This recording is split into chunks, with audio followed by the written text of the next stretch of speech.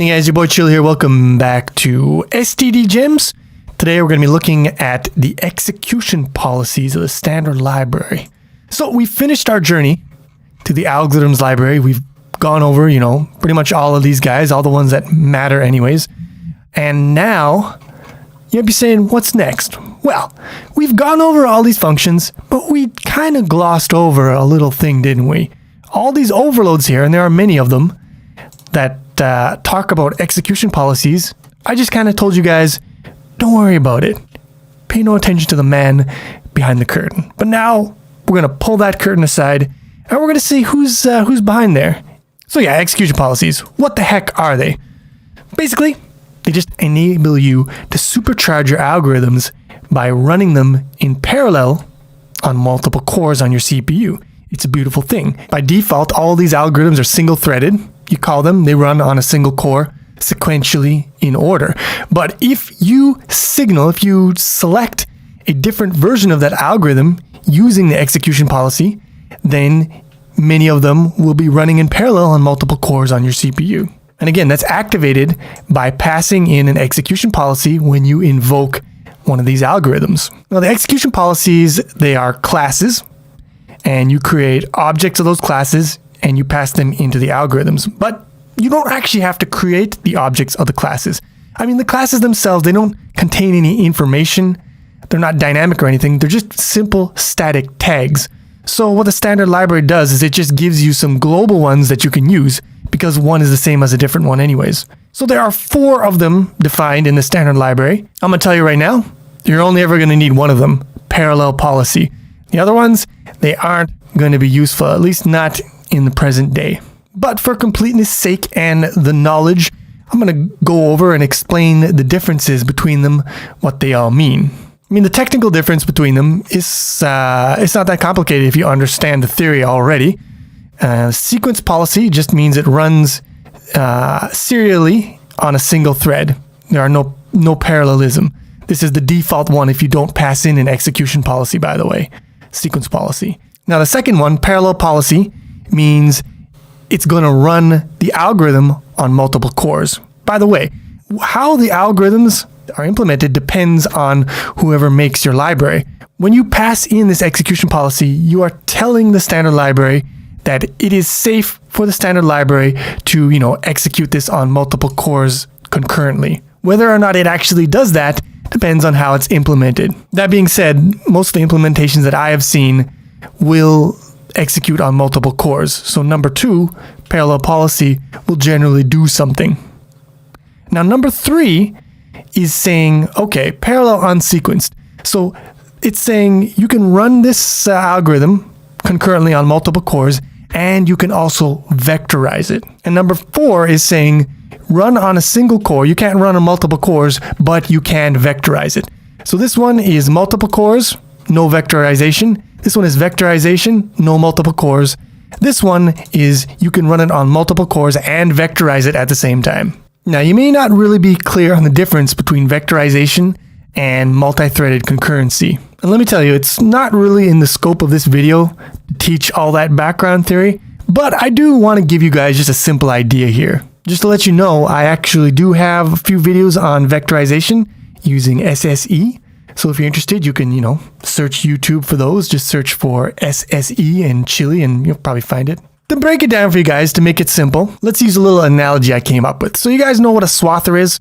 It, goes over a crop, probably hay or something, and it cuts it. What's important is that it's going to go over a crop and process it like this.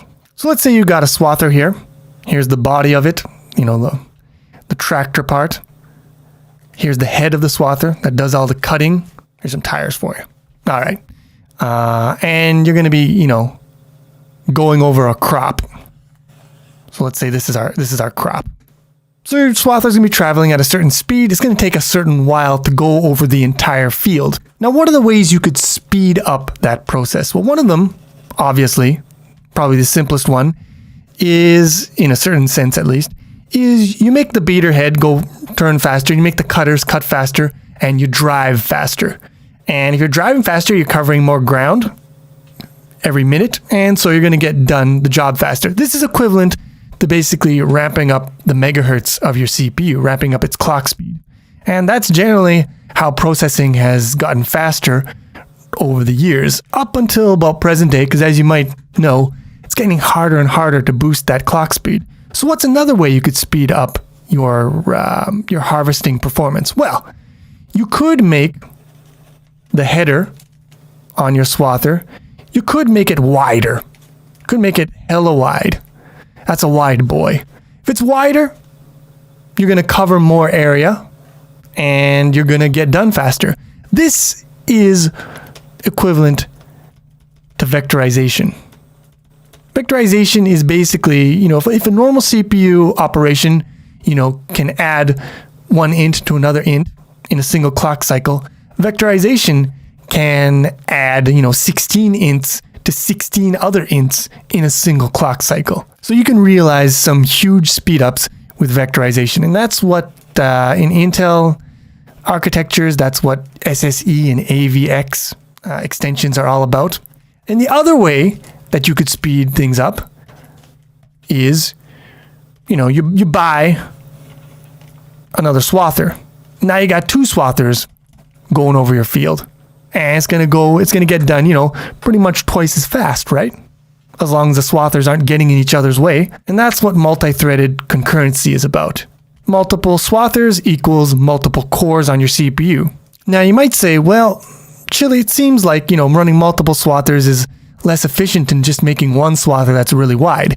And in a sense, that's true, except the wider you make your swather, it's fine if your field is very flat and very regular. But what if it's got bends in it that you got to maneuver around? What if there's rocks that it could bump into? What if it's, very narrow strips where you're going to be running over it, but only part of your swather is actually going to be cutting anything? In that case, a really wide swather probably wouldn't be the greatest in terms of efficiency. And that's really analogous to the problems with vectorization. It's really efficient and good when your data processing is set up in such a way that you can just feed it a ton of data, all uniform, straight rows, and it just goes at it.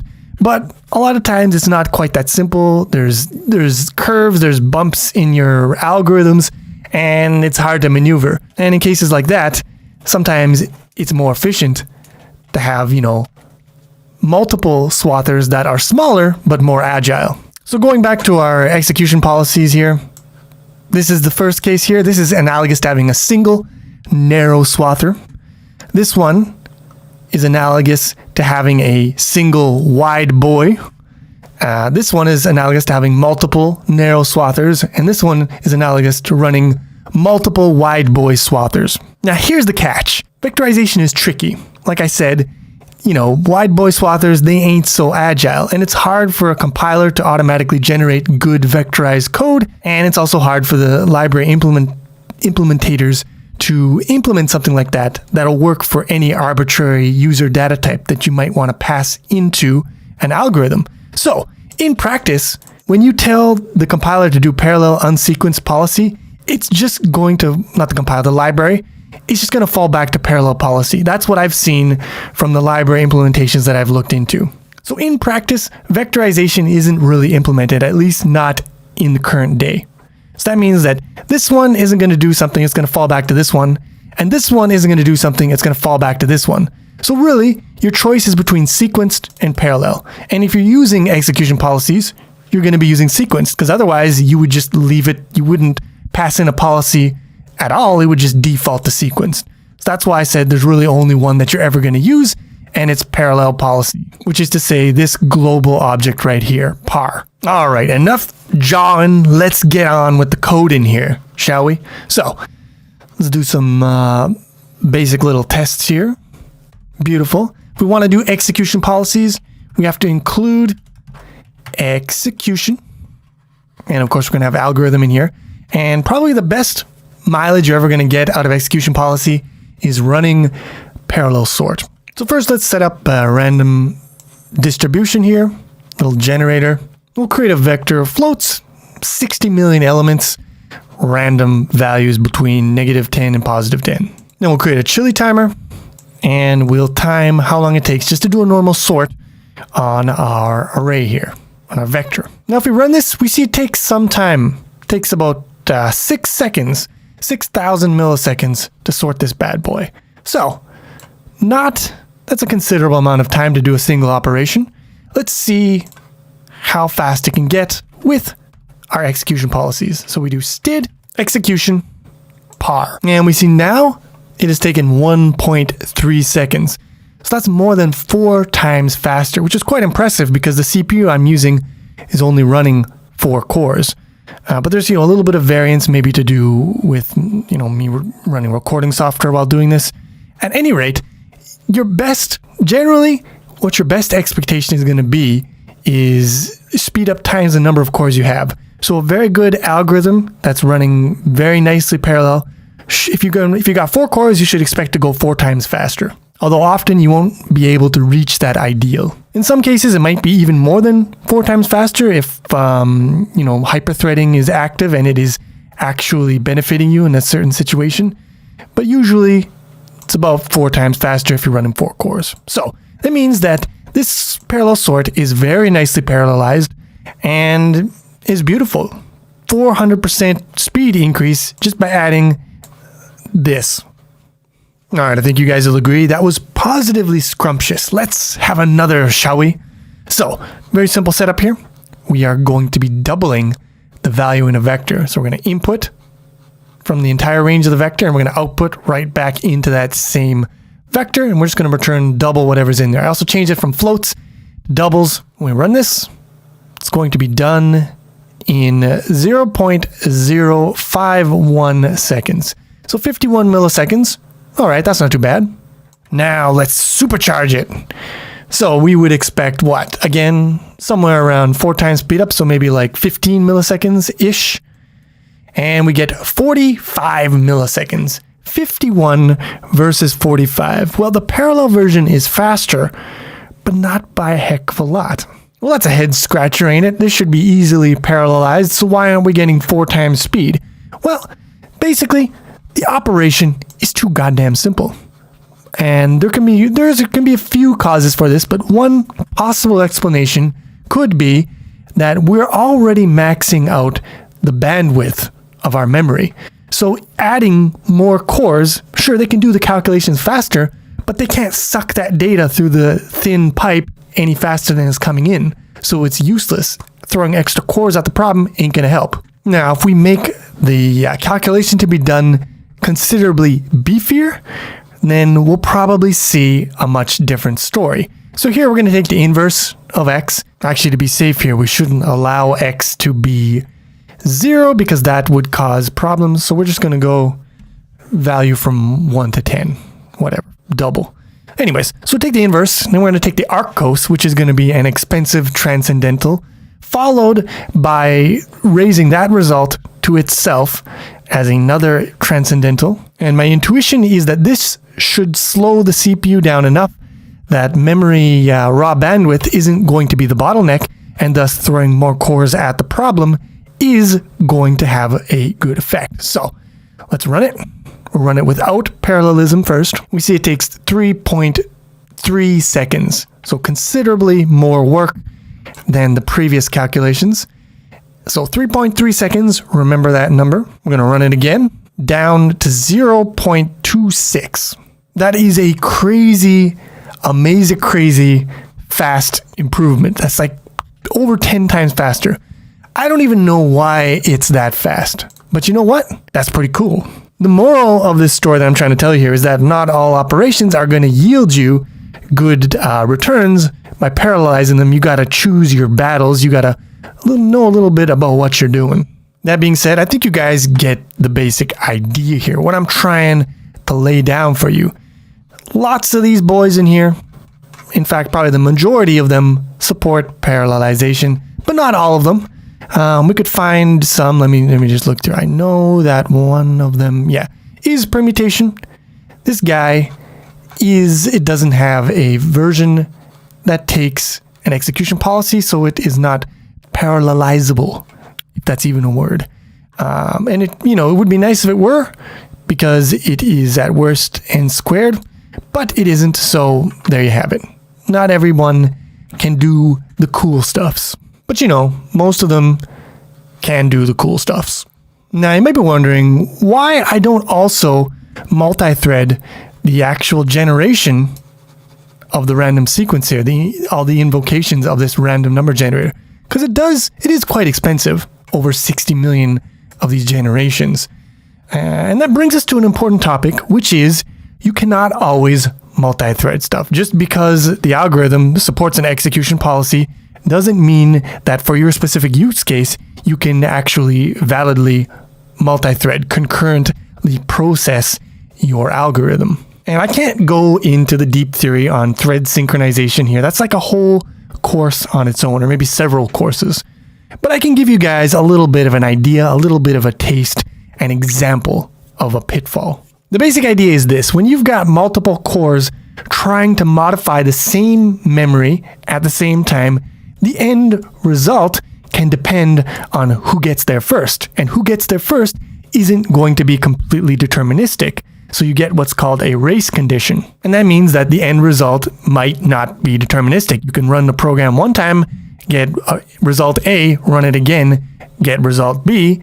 That's not good. And what's worse is that it can often, if you're accessing objects concurrently like that, it can put them into invalid states. Well, what the hell? Let's give it a shot. So now we create two vectors here, and we are going to run std generate over the first one. I'm going to run std generate with parallel execution policy over the second one. And first, we're just going to see how long it takes. So first we see here, they basically take the same amount of time. And that's an indication maybe this isn't really running it that much in parallel. Maybe there's something about std generate that it doesn't want to run stuff in parallel. So let's put the kibosh on this one. Plan B, we're going to run std for each. Actually, I suppose if we're going to be running for each, we should probably compare apples to apples. So we'll use for each instead of generate in the first one here. And we'll see, yeah, what do we get? So now we do see a bit of a speed up here. It's not amazing, but it's okay. And the computer doesn't crash. So that means that, there isn't like a huge amount of corruption being inflicted upon us here with this parallel execution. So maybe it's okay after all. Now, here's the thing. If I generate two sequences with the same seed in the same random number engine, it should give me the same sequence in both containers. So let's try this out here. What we're going to do is we are going to, after we do the first one here, we're going to go rne.seed, and we're going to give it the same value, which is 72. And we're going to start without execution policy here. And we're just going to check to see if the two sequences are equal to each other. So this will print true if it's equal, false if they're not equal. I guess we should change this one to work on a different vector than this one to make things all good. So these should give us true. And it does, right? Because they've both been seeded with the same random number engine. The engine has been seeded and then generates the same sequence. Now, what if we run the second one in parallel? Is it still going to give us the same sequence? No, it is not. Because now we've got different threads allocating all over the place, and there can be many reasons why it's not going to give us the same sequence. So two things that could be going wrong here. First of all, if you've got different threads allocating from the same random number engine, even if this engine gives you the same set of values, because if it's seeded with the same value, it should spit out the same values in the same order as up here. But because there are different threads running at different points in the container, those values will be scattered and shuffled around. So that's one difference why you're not going to get the same sequence when you run it in parallel. You might get the same numbers, but they're in a different order. The other thing is, because we're accessing this object from multiple threads, we're mutating it without any kind of protection, we might actually be corrupting its seed, so it will not actually give the same set of numbers as this one, even though it started with the same seed and it's generating the same number of values. So we can test for these cases. If we sort both containers, then they should compare true even if the sequence was shuffled. So now after generating these sequences, we're going to sort them and then try to compare them. And if the random number generators, if they haven't been compromised, they should compare equal in this case. And you see here, we get a false.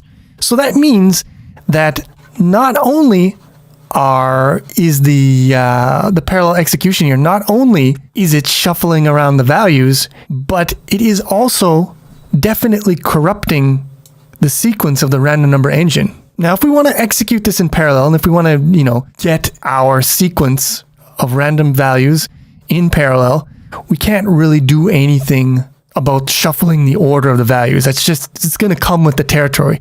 But we can prevent the object from being corrupted, which is by far the more important thing that you want to ensure. And the way we can do that, now we got to get into a little bit, we're just going to do a little bit dipping our toes into some multi-threading theory here. So we're going to put in here mutex, and also include thread, though we might not need to. What we're going to do is we're going to create a mutex. And then in this algorithm here, well, first of all, we're going to get a reference to the mutex in our lambda. And in here, we are going to lock the mutex before we access the shared memory here, the random number engine, basically.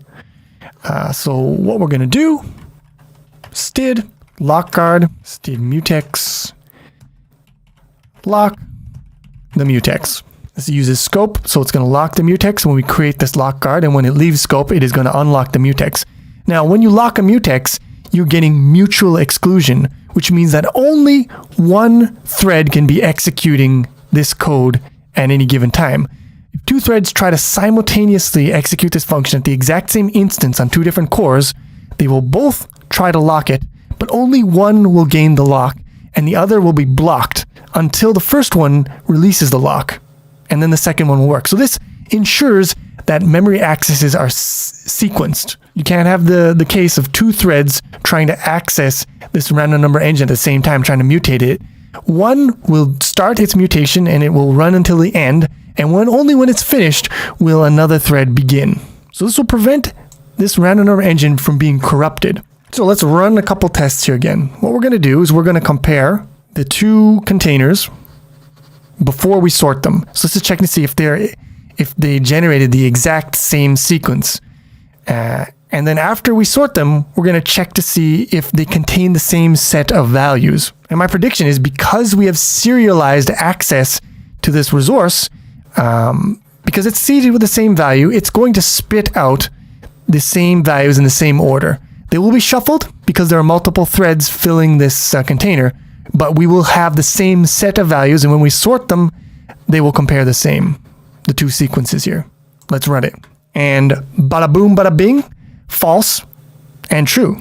So it was not the same sequence, but it was all the same values. So our random number engine, in the second case, was not corrupted because we protected it with a mutex. Now, what you didn't notice was that basically slowed my computer down to a crawl. It was, even my mouse pointer was losing frames per second. So let me show you one more thing here. We're going to go cout, again, T1. So let's see how long this takes. And my prediction is it's going to take a while. All right. So the first one here is the normal version, just running it single threaded. The second one is multi-threaded, but with the mutex. And what you can see here is it slows your code down a hell of a lot. And that's the thing with mutexes. That's what they do. When you got multiple threads and they're trying to access the same thing, and one of them gets blocked, that thread is going to be sitting with its finger up its butt for quite a while. Failure to acquire a mutex is a big cock block. And there are things you can do to mitigate that, and there's a whole bunch of, like I said, this is a whole course to explain all this stuff. I can't do it all in this one video. All I wanted to show you guys here is that if you try to mutate some object, some shared memory from multiple threads, basically by trying parallel execution, you might corrupt that data, as we saw with the corruption of the seeded sequence of values. And you can prevent that corruption by protecting access with a mutex, but that could slow you down so much that you're actually running slower than a single threaded version. So you've got to balance a lot of different variables here. And let me just show you one more quick example here, because you might get the notion that the only real barrier to using parallelization is if there's some kind of shared memory, but that's not the case. Also, if order matters, like remember here, we fixed the problem of accessing the shared memory with this mutex, but order still matters, and we would get two different sequences if we ran it in parallel than if we ran it in sequential, single-threaded. So it's not just concurrent access to a region of memory that's a problem. It's also the order of operations. So let me show you another thing here where you might not immediately see the problem. So what we're doing here is, again, we got a container, 60 million elements, filling with doubles, ranging from -10 to +10. And the operation that we're going to run on this, it's a reduction, which is basically the parallel version, the out-of-order version of std accumulate. Now, normal std accumulate would just return, A plus B. But what we're going to do here is we're going to do A plus B, but then we're going to clamp it within the range of -15 to +15. And this clamping here, this kind of non-linearity, the mathematical non-linearity that we're introducing here, the discontinuity, that means that depending on the order of reduction, we get different results. So what I'm doing here is I got this sequence, and I'm going to run std reduce on it twice to get the single reduced value, and we're going to print that out. We're going to do it 2 times. So what is this? This is test x. So let's change test, make that test x. And so you see here, the first time we ran it, the result was 15. The second time we ran it, the result was 4.7. 2 different results, same data fed in. That's not good. So you have to understand your calculation, also understand your memory sharing to determine whether or not you can simply run an algorithm in parallel, or whether you've got to do some other stuff. And if you have to do some other stuff, is it going to be worth it, or is it actually going to make it slower than if you just ran it single-threaded to begin with? Many things, many simple things, like a container full of ints or whatever, it's going to be simple. You don't have to worry about it. But if you got shared memory, or if you got some kind of weird operation, you're going to have to think about it. And you might need to understand some theory about concurrency and synchronization. And if you don't understand that theory, well then, when in doubt, just don't do it. Another thing I just want to mention is if you're already multi-threading your workload at a higher level, then you probably don't want to also be throwing algorithms in parallel at it. Because if you're already getting about 100% utilization of your cores, you're not going to get any benefit from running these separate operations in parallel as well. And you might actually be going a little bit slower because you're going to add some overhead from the task switching on all the extra threads. There's a lot. What I'm trying to say is that there's a lot of things that you got to take into consideration. But that being said, this is still like a real fun, easy way of speeding up some simple operations that can sometimes take a fair chunk of time, like std sort. And as for the deep theory about concurrency and synchronization, I will be covering that stuff in a multi-threading tutorial if the patrons see fit to back that on ChillStarter. So when ChillStarter rolls out, if you guys really want to see me, tackle this multi-threading stuff in depth, starting from zero and building all the theory and the fundamentals up, then you can back that ChillStarter campaign when it rolls out. But that's as much as we are going to cover on this topic today. I hope you enjoyed it. If you did, please click the like button. It helps a lot. And I will see you soon with some more STD gems.